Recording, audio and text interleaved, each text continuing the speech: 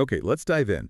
We're looking today at two big Linux distributions. We've got pop.os Hmm. and the new Linux Mint 22.2 Zara. That's right. And the goal here is really to pull apart what makes them tick, because it's not just features, is it? It feels more like different philosophies. Exactly. Performance versus human-centered design, you could say. The sources gave us that great analogy, Pop.os, the sleek sports car, Right, and Mint, like the reliable everyday car. right. So our mission really is to figure out what that difference means for you, the user. Speed and power or stability and comfort. Okay, let's start with the sports card then. Pop.os. It comes from System 76, and it's clearly aimed at, well, power users, Yeah. developers, gamers, people pushing their machines. Mm-hmm. The interface is slick.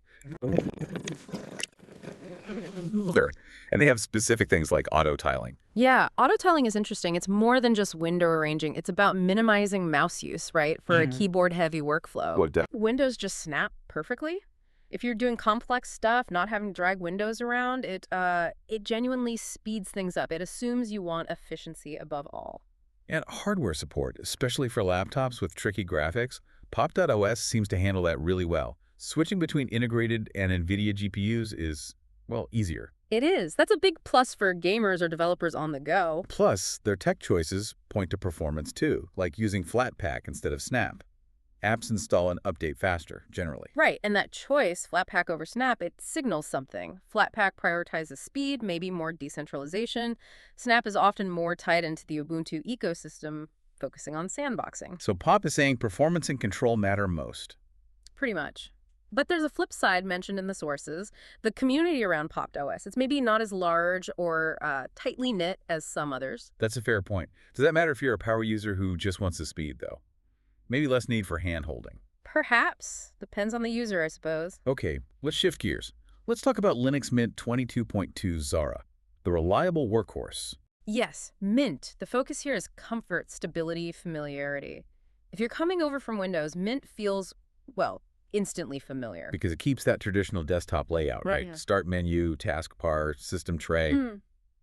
It's all there. Exactly. No big learning curve on the surface. Yeah. But the key is how they achieve that stability. It's not just that it feels familiar. You mean the updates? Yeah, the updates are managed carefully. They're well tested. Mint often holds back on the absolute bleeding edge to make sure things don't break. Which means it just works? Yeah. Reliable, even on older computers. And they give you choices for that, depending on your hardware. Cinnamon is the main one, but there's also Mate or XFCE if you need something really lightweight. Right, different desktop environments for different needs. XFCE is super light. It is. Very good for older machines. And this brings us back to community. Mint's community is often highlighted as a major strength. Absolutely. The forums are known for being friendly, helpful. People genuinely seem to want to assist newcomers. You see detailed guides, step-by-step help. They really try to bridge that gap for people new to Linux. They do. It's a core part of the Mint identity, I think. Okay, so let's sum it up. We have Pop.os, built for speed, power, modern feel, features like auto tiling, great GPU handling, But maybe a smaller community, more focus on the technical side. and then Linux Mint, stability, familiarity, ease of use, especially coming from Windows, rock solid, works out of the box. And backed by a really large supportive community. Perhaps not always featuring the absolute latest software versions immediately, but prioritizing reliability. So the choice for you, the listener, it seems like both are solid, reliable systems underneath. Right, so it boils down to priorities. Do you want that finely tuned performance machine? Are things like auto tiling and easy GPU switching critical for your workflow? Are you comfortable maybe digging a bit deeper if you hit a snag? That points towards Pop.os. Or is your priority maximum comfort, something that feels intuitive right away, and knowing there's a huge community ready to help? Maybe you don't need the absolute cutting edge. Then Mint looks like the stronger choice. So the final thought, perhaps, is this. Think about how you use your computer most.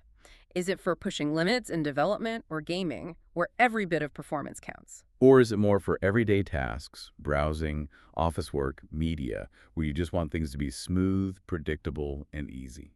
Your answer to that really tells you which of these philosophies, which car, is likely the better fit for your journey. We've laid out the differences from our deep dive. Now it's up to you to decide which one to take for a spin.